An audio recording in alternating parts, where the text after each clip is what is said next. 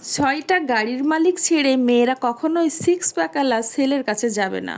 কি বুঝলেন? আসসালামু আলাইকুম, কেমন আছেন সবাই? আশা করি ভালো আছেন। আমিও আপনাদের বোন ভালো আছি। অনেকদিন পরে ছোট্ট একটা ব্লগ নিয়ে চলে আসছি। আশা করি সবাই ভিডিওটা সম্পূর্ণ দেখবেন আর সুন্দর করে কমেন্ট করে জানাবেন কেমন লাগলো আমার ভিডিওটা। তো যেটা প্রথমেই বলছিলাম যে ছয়টা গাড়ির মালিক ছেড়ে কখনোই সিক্স প্যাকালা ছেলের কাছে যাবে না কোনো মেয়েই। আসলেই তাই, কারণ টাকা না থাকলে আপনার বডি ফিটনেস দেখে কি হবে বলেন তো? এখন টাকাই হচ্ছে সব। টাকা না হলে জীবনটাই ফাঁকা। টাকা না হলে ভালোবাসাও থাকবে না। সুন্দর চেহারা ধুয়ে দিয়ে তো পানি খাবে না বলেন? পেটে ভাত না থাকলে ভালোবাসা দিয়ে কি হবে? এই জন্য অর্থ উপার্জন করতে হবে। অর্থ না থাকলে দেখবেন পাশে কাউকেই পাবেন না। সুন্দরী মেয়ে তো দূরে থাক, দূর থেকেই ভালো লাগবে, কাছে কেউ আসবে না। এখনকার পোলাপান তো শুধু বলে মেয়েরা লোভী।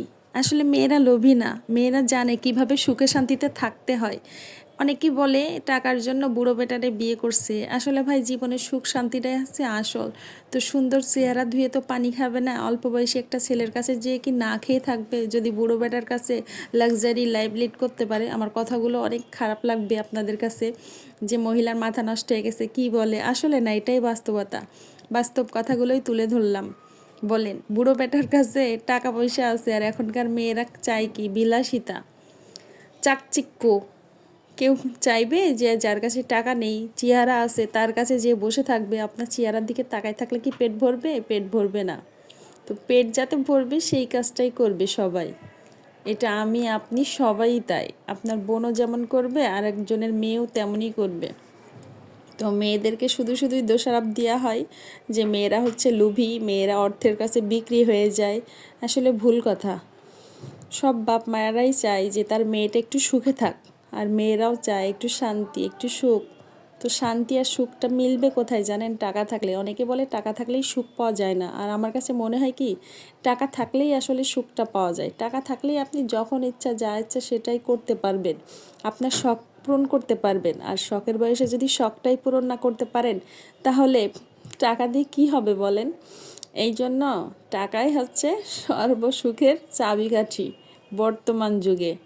কেউ ওই সুন্দর বডি ফিটনেস দেখে, চেহারা দেখে এখন আর গলে না। সবাই অনেক শেয়ান হয়ে গেছে।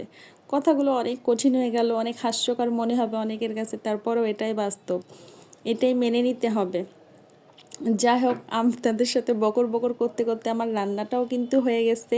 আমি মুরগির মাংস রান্না করছিলাম। তো এই পর্যন্ত যারা যারা আমার ভিডিওটা দেখছেন তাদেরকে অনেক অনেক ধন্যবাদ। আর অবশ্যই কিন্তু কমেন্ট করতে ভুলবেন না ভিডিওটা কেমন হয়েছে। কথাবার্তার মধ্যে অনেক ভুল হইতে পারে, তার জন্য আন্তরিকভাবে দুঃখিত।